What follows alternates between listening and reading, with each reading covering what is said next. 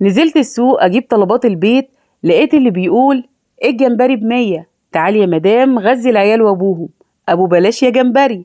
والستات واقفين حواليه وكله عمال يشتري. اشتريت منه كيلو وقلت بس عرفت انا هعملك ازاي. الله يرحمك يا تيتا، كانت بتسميه الجمبري اللي امه ماتت وسابته. تعالي بقى اقولك هنعمل ايه بالجمبري الصغير ده، اكلة بجد الكل هيعشقها. بس قبل ما نبتدي الفيديو، لو اول مرة بتشوفيني، انا شيماء محمد، فضلا شجعيني باجمل لايك، كمان ما تنسيش المتابعة والاشتراك لوصفات ويوميات ام ريانة. يلا نسمي بالله ونصلي على رسول الله. اللهم صل وسلم وبارك على سيدنا محمد وعلى آله وصحبه وسلم. وطبعا كلنا عارفين ان سعر الجمبري بيبقى غالي جدا، فالجمبري الصغير ده الكيلو ب100 يعني كويس عليه. وفي الأسواق برضو ممكن تلاقي الجمبري المتقشر بيتباع متقشر، وبيبقى الكيلو في حدود 65 75. بس ده أنصحك ما تجيبهوش خالص، لأنه بيبقى مهري وكله مية، وغالبا كده ما بيبقاش فيه فوايد. يعني بياخدوه الفنادق الكبيرة يحطوه على الرز وكده، لأن الصغير ده طبعا يعني صعب إنه يتقلي، هيبقى صغير قوي قوي في القلي. فانا جبت اللي ب100 ده، لقيت حجمه معقول. وتعالي نشوف بقى طريقة التنظيف بتاعته زيه زي الكبير بالظبط، باستخدام الخلة الخشبية.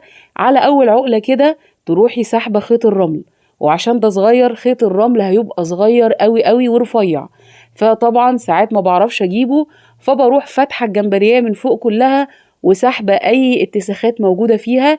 ضروري تعملي الخطوة دي، عشان مش عايزين كده تحت اسناننا تيجي اي رملة، اي حاجة مش كويسة تبوظ لنا كفتة الجمبري اللذيذة اللي هنعملها. الجمبري طبعا الصغير ده ليه مواسم، وده الموسم بتاعه.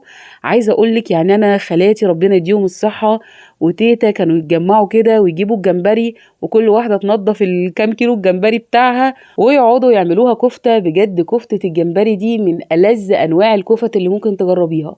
انا بقى كنت صغيرة واقعد اقول لهم حرام عليكم انتوا تعبين نفسكم ليه تجيبوا الجمبري الصغير ده. وادي فاتت الايام وانا عملت زيهم، ومش قادره انسى طعم الكفته وجبتها وعملتها. ففعلا الانسان تفكيره بيختلف لما بيكبر عن وهو صغير. وشايفه طريقه تقشيره بسيطه، بتفصلي الراس وبعدين تخلعي قشره الجسم كلها مع الديل وتفتحيها بالشكل ده. هو بيبقى سهل جدا على فكره تنظيفه، بس بياخد شويه وقت. وبالنسبه للقشر، لو انت عايزه تستخدميه وتغسليه وتعمليه شوربه طبعا براحتك، او تجففيه وتعمليه توابل زي ما عملنا قبل كده في فيديو الجمبري. هسيب لكم اللينك في صندوق الوصف. شايفين بقى كيلو الجمبري صفصف معايا في الاخر على ايه؟ تعالوا كده نتفاجئ ونشوف كيلو الجمبري هيطلع قد ايه جمبري بعد ما نضفناه. طبعا الناس الخبرة عارفين انه ما بيرميش كمية كبيرة، هو يدوب كده عامل معايا حوالي 345 جرام، يعني اقل من نص كيلو. شايفين القشر طبعا بيوزن، بس الكمية دي والله كافية جدا تغدي أسرة من 7 أفراد. تعالي بقى نشوف مكونات الكفتة اللذيذة. حطيت الجمبري وعليه نص حزمة كزبرة خضراء وبقدونس، وقطعت بصلة. معايا فلفلاية حمراء أو خضراء، أروع كفتة هتعمليها. كمان معايا كده نص واحدة من الجنزبيل الفريش بخزنه في الفريزر. الجنزبيل هيديكي للكفتة طعمه حلو قوي. طب ما عندكيش خلاص بلاش منه. يلا بقى على طول كده نحط التوم الفريش حوالي 6 7 فصوص. ومعايا هنا بقى المكون الأساسي وهو الرز. أنا معايا هنا الرز المطحون أو دقيق الرز، عايزة تشتريه جاهز براحتك، عايزة تغسلي الرز وبعدين تنشفيه وتطحنيه في المطحنة برضو براحتك، ده ينفع وده ينفع. أنا هنا هستخدم قد كوبايتين من الرز على ال 345 جرام جمبري، هي حاجة تقديرية. بس ما تكتريش طبعا الرز، ما تحطيش كمية كبيرة عشان الكفتة تبقى متماسكة معاكي. يبقى ده الرز المطحون. تعالي بقى شوفي كده التوابل هنحط ايه. هحط معلقة كزبرة، معلقة كمون، معلقة ونص كده من بهارات السمك. انا بجيب بهارات سمك جاهزة وبخلط بيها قشر الجمبري المجفف، بتبقى جميلة قوي. كمان حطيت بابريكا، حطيت فلفل اسود، وحطيت ملح. وهقلب كده. بصي كمية دقيق الرز مش كتيرة، زي ما قلتلك خدت كوبايتين على كمية الجمبري اللي عندي. وكيس الرز المطحون ده كان حوالي نص كيلو، زي ما قلتلك خدت كوبايتين. اضفت بس كده معلقه صغيره من الكربوناتو او البيكنج باودر عشان الكفته تبقى هشه. دلوقتي بقى هاخد شويه شويه كده اطحنهم في الكبه. لو انت الكبه بتاعتك ضعيفه تقدري تطحني الجمبري لوحده، وتطحني البصل والخضره وبقيه المكونات لوحدها، وتخلطيهم كلهم مع بعض. شايفين بقى ما شاء الله. بس شويه زيت كده بين ايديا، وهبتدي اجمع الكفته بعد ما عجنتها كويس بالكبه، كأني بالظبط كده بعمل كفتة رز. بس طبعا سهلت على نفسي ان انا استخدمت الرز المطحون، هيسهل عليكي كتير. شايفين يا جماعة القوام ممتاز، ولا لو شمين الريحة. انا سبتها بس ترتاح في التلاجة نص ساعة، ويلا بينا بقى نصبعها زيها زي كفتة الرز العادية اللي بتتعمل باللحمة او الفراخ. ومعايا الزيت هيساعدني في التشكيل. كمان بحب اعملها كده رفيعة وطويلة، بتبقى مقرمشة اكتر لو حابين تاكلوها مقلية بس. ما شاء الله على ريحتها، يعني تخيلوا كده ميكس الحاجات اللي حطيناها، البصلة مع الخضرة مع حتة الجنزبيل والجمبري وشوية التوم. تخيلوا بقى انتوا الطعم هيكون عامل ازاي. ما شاء الله تحفة، وولادك هيعشقوها. جالي تعليقات كتير عايزين نأكل ولادنا سمك ومش بيحبوه، فكفتة الجمبري هيبقى خيار حلو قوي. كمان دلوقتي البسارية نزلت والسردين، وتقدري كمان تعمليهم كفتة. بصي ما شاء الله ادتني طبق حلو من الكفتة. وهنا بقولك بقى انا خلاص شغالة في المكرونة، هعمل جنبها شوية مكرونة حمراء، وهعمل الكفتة بطريقتين، واختاري الطريقة اللي تريحك. هنا ابتديت بقى احمر الكفتة زي ما قلتلك، زيها زي كفتة الرز العادية. خلي بالك بس النار عندك تكون وسط عشان ما تتحمرش من بره وتكون لسه ما زالت نية من جوه. كمان ما تقلبيهاش غير اما تبتدي كده تاخد لون ذهبي فاتح، ما تقلبيش فيها كل شوية. وشايفين ما شاء الله تحفة وريحتها تحفة. يعني احنا عندنا ناس بتحبها كده محمرة، وهعملها بالطريقة التانية بصوص تحفة. كمان لو عايزة تسبكي لها وتعمليها زي كفتة الرز الجملي باللحمة، برضو تقدري تعملي لها تسبيكة طماطم، حاجة ترجع لك.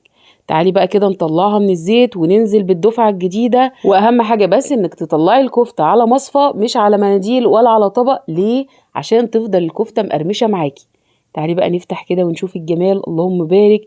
والريحة تحفة. يعني انا هسيب شوية للاولاد اللي عايزين ياكلوها محمرة، ويلا بينا بقى نشتغل في الطريقة التانية اللي هي بالصوص. حطيت كده معلقتين زيت على معلقة سمنة، وهبتدي اشوح بصلايه. اول بس كده ما تبقى شفافة معايا، هنزل بنص معلقة صغيرة من التوم. هقلب كده البصلايه لغاية اما لونها يبقى دهبي فاتح. هنزل على طول ببشر طماطم، دي طماطم مبشورة مش عصير طماطم. ركزي بقى في جمال الصوص ده، كان لذيذ قوي قوي يا جماعة. اول كده ما الطماطم والبصلة تسبكوا مع بعض، نزلت بمعلقة من توابل اللحمة، كمان نص معلقة كمون، نص معلقة فلفل اسود، ونص معلقة كزبرة ناشفة، وكمان معلقة سكر، ومعلقة ملح. وهقلب بقى الصوص الجميل بتاعنا ده. واخر اضافة هحطها بقى، وده اللي هيقلب لي طعم الصوص، وهو معلقتين كبار من الصويا صوص. الصويا صوص بيليق جدا جدا مع الجمبري، وفعلا اداني طعم حلو قوي للصوص ده. وما تستغربيش ان انا حطيت توابل لحمة، هي طعمت لي الصراحة الصوص. وبراحتك في اختيار نوع التوابل. هبتدي بقى احط كده نص كمية الكفتة، واقلبها مع الصوص 5 دقايق وفصلت عليها. اصلا البصلة والطماطم خلاص اتسبكوا، والكفتة عندي مش محتاجة تسوية. كمان جهزت المكرونة، وفردت كده شرايح خس، ويلا نعمل صواني الأكل الشهيرة بتاعتنا. ما شاء الله أنا بحب دايما أقدم الأكل في صواني كبيرة، وكل واحد يحط الكمية اللي عايزها في طبقه براحته. طبعا الرسول عليه الصلاة والسلام، اللهم صل على سيدنا محمد، كان يأمرنا دايما بالتجمع إلى الطعام، لأن البركة بتيجي لما كل اللي هياكلوا يتجمعوا مع بعض على صحن واحد. يلا بقى كده على طول نحط الكفتة المقرمشة للبنات اللي عايزة تقرمشها. تزيين بسيط. الله يرحمك يا تيتا، الصراحة كانت بتضيف الرز خشن عن كده. يعني أنا الرز اللي أنا عاملاه ده هو مطحون زيادة. كان بقى زمان يدق الكفتة دي مع الرز، والرز كان بيبقى محبب وسط الكفتة. ودايما دايما الأكل من إيد الستات أو الأمهات بيبقى غير. الله يرحم كل موتانا، ويرزقنا يا رب بر أبنائنا، ويبارك فيك يا ست الكل، وتعيشي وتعملي لولادك أحلى أكل. مفيش أجمل من كده، بتليق جدا مع المكرونة مع العيش. اعملي سندوتشات، حطي عليها كاتشب، اعملي لها صوص طحينة، شوية سلطة، وهتبقى أكلة في منتهى الجمال. ما شاء الله كمية الجمبري ادتني كمية حلوة جدا جدا من الكفتة، غير طبعا اللي اتقرمش على البوتاجاز.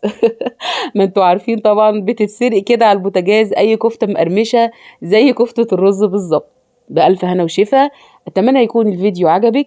ما تنسيش الاشتراك في القناة ومتابعة لصفحة الفيسبوك باسم وصفات ويوميات أم ريانة، هسيبلك اللينك في صندوق الوصف. بحبكم في الله. تعليقاتكم الإيجابية بتشجعني كتير. كان معاكم شيماء محمد، والسلام عليكم ورحمة الله وبركاته.